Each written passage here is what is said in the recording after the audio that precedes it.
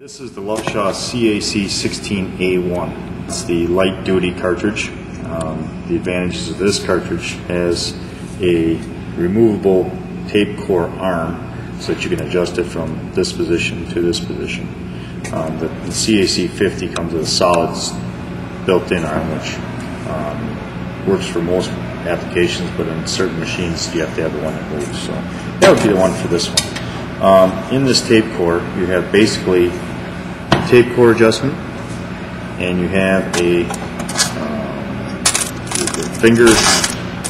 tape finger assembly here. You do not have a one-way roller on this unit. You would only have a clutch roller on this unit. You only have your feed rollers, which are inside of here. You don't have all the other adjustments that the CAC50 has. On this unit, basically to tension your tape on this one, it's going to be by the tape core. Basically on this unit, you set this just so that the unit works to be about here.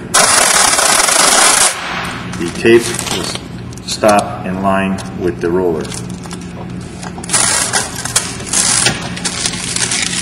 If you adjust it too loose, you will have it overrunning.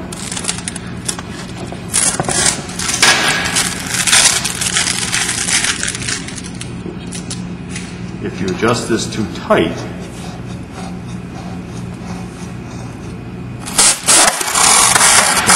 pull it out, which is not good. So we want to make sure it's not that tight. So we go back to where we think is good on this adjustment. We'll adjust it as tight enough so that ends up with that tape in line here.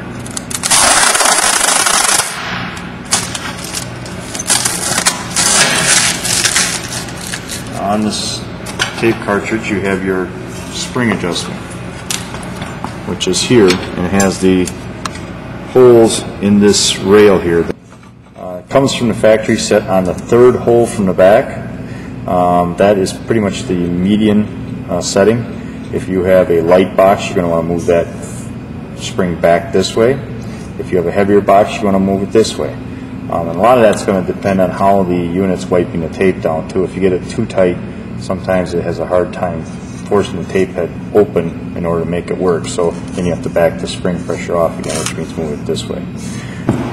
You have your tape finger assembly, which is this movable flap and this movable dual finger. The reason for that setup is to curve the tape, to give it a strength. If you take this off of here, the tape will be flat and it'll want to just flip over. With this curve in here, it creates that bow in the tape which gives it the strength to stand up. The thing to look for is make sure both tips are touching this plate, that this moves freely, and that this moves freely. So that those all three line up. That's basically the only critical thing on the CAC16 that would stop this thing from working really well if this is not touching the tape and creating it to both. Especially on a lower head on a machine, this will have a tendency for the tape to flip over. The only other adjustment left is this one, which is your left and right, which is the center bolt that goes through the mandrel. There's a threaded rod on the inside. The tape core itself is threaded. So then to adjust that, you need to loosen this center cap screw, loosen it up, and then you can just actually turn the tape core back and forth. It'll go clockwise, will turn it tight, counterclockwise will turn it out. And then once you get it set to where this is centered on the rollers, which are down in here, you get this centered down in here so that it fits in the rollers good. Then you will set this screw tight. You got to make sure this is tight because every time this turns it's going to want to back out or go forward, whichever way you're turning it. So you have to set this screw good and tight.